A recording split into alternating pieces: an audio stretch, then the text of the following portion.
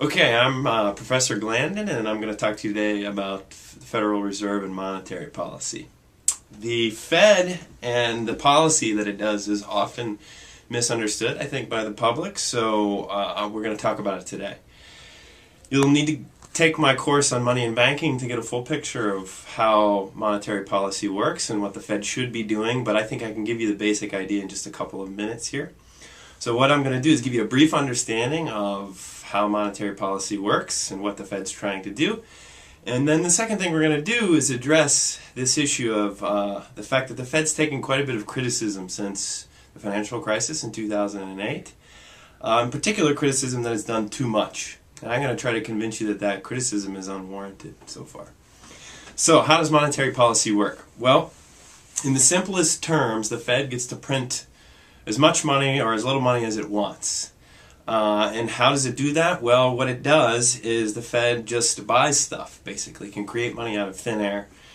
So what does it buy? Well, typically the Fed doesn't just go around buying anything. It buys short-term government bonds from the public. So essentially what happens is if I have a bond and the Fed is out there buying them, what I do is I give the Fed the bond. And what they give me in exchange is a deposit at the Federal Reserve. It's kind of like a checking account.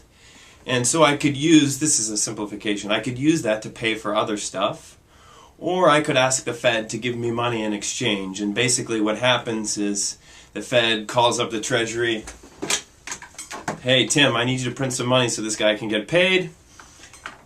And what they'll do is they'll give me a bill that's printed by the Treasury at the Fed's order, and they'll give me the bill and they'll take away money from my account at the Fed. So that's how money gets created. It can get destroyed by the same process but in reverse. If the Fed wants to reduce the amount of money, what they'll do is say, hey, I've got some bonds for sale, and I'll say, ooh, I'll buy one. And I give them this thing right back, which, by the way, does say something to the effect of Federal Reserve notes, and it's signed by Tim Geithner. So that's how the Fed creates money or destroys it. The whole process is a bit more complicated, but you get the essence of it. So why is the supply of money so important? Well, in the simplest possible terms, here's why. If people have too much money, I know that sounds a little ridiculous. How could you have too much money? That's not what I mean. I mean, if people have more money than what they want in terms of other stuff, what they'll do is they'll try to spend the money. Okay? And so all else equal, when the Fed wants prints more money, people will spend more, okay? But the economy's ability to produce stuff is actually kind of limited in the short run. So when people try to spend that additional money, what actually happens is there'll be some combination of more goods and services produced by the economy and higher prices. Now, it's hard to say if most of that spending will result in more stuff that's produced or just higher prices. What I can tell you is that in the long run, when the Fed prints a lot of money, it ultimately just results in higher prices. But in the short run, there's some question about how additional spending will result in more stuff produced or just higher prices. Which brings us to what the Fed's goals are, okay? So we know what the Fed can do. It can print more money and that can cause more spending, or it can destroy money and that can reduce spending. The Fed's goals, it has what's called a dual mandate. The first goal is full employment. What that means is that essentially everybody who wants a job can find one. And stable prices. What that means practically is 2% inflation. So prices rise on average 2% year over year. So those are the Fed's goals. So let's relate this back to the printing and destroying of money. So if the Fed prints a lot of money, people go out and spend it, what should happen is, well, maybe businesses are going to decide to produce more, in which case they're going to have to hire a bunch of people to produce the stuff, and that should cause employment to go up or unemployment to go down. If they can't find anybody to hire, they'll probably have to pay a higher wage, which means they're going to have to charge a higher price, and so that's going to result in more inflation. So what you can see is there's this tension between the Fed's two goals, full employment and steady inflation.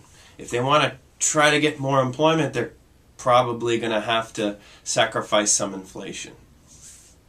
Okay, so how has the Fed been doing in terms of achieving its goals? Well, I've mentioned before that since 2008, it's been fairly popular to criticize Ben Bernanke for doing too much since the financial crisis. And here's why that criticism has been leveled against the Fed. What I have here is a picture, well, that the Fed puts out for you. If you want to see it, you can go to this site called FRED, Federal Reserve Economic Database.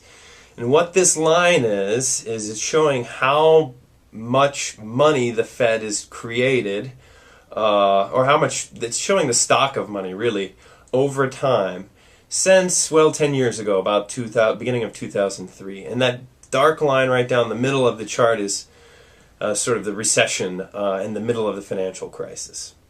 And what you can see is that, holy smokes, the Fed has indeed created a whole lot more money since the fall of 2008. In fact, things were pretty boring up until the fall of 2008 in terms of what the Fed does. And since then, I don't know if you can see the numbers, but the Fed has essentially tripled the monetary base. That's the total amount of deposits at the Federal Reserve plus currency. So pretty scary. And from what we've talked about, that should result in a lot of inflation. But we need to look at the data to get the rest of the picture.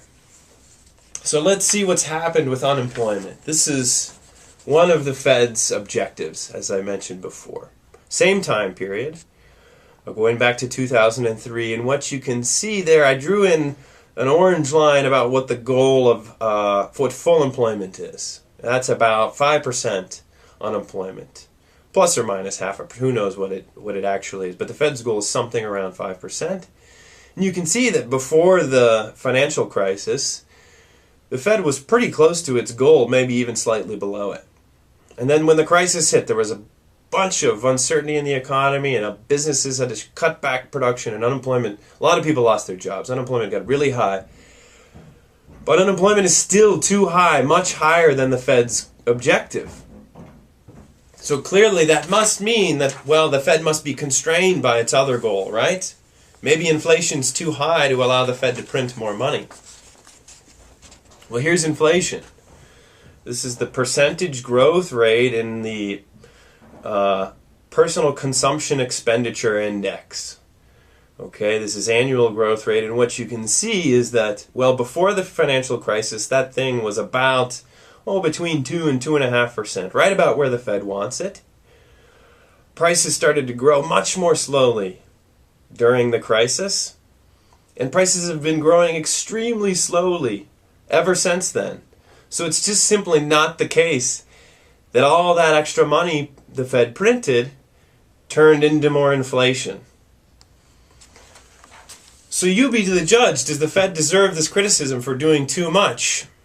Well, the argument for that position is that if the Fed tries to do too much, we get a bunch of inflation.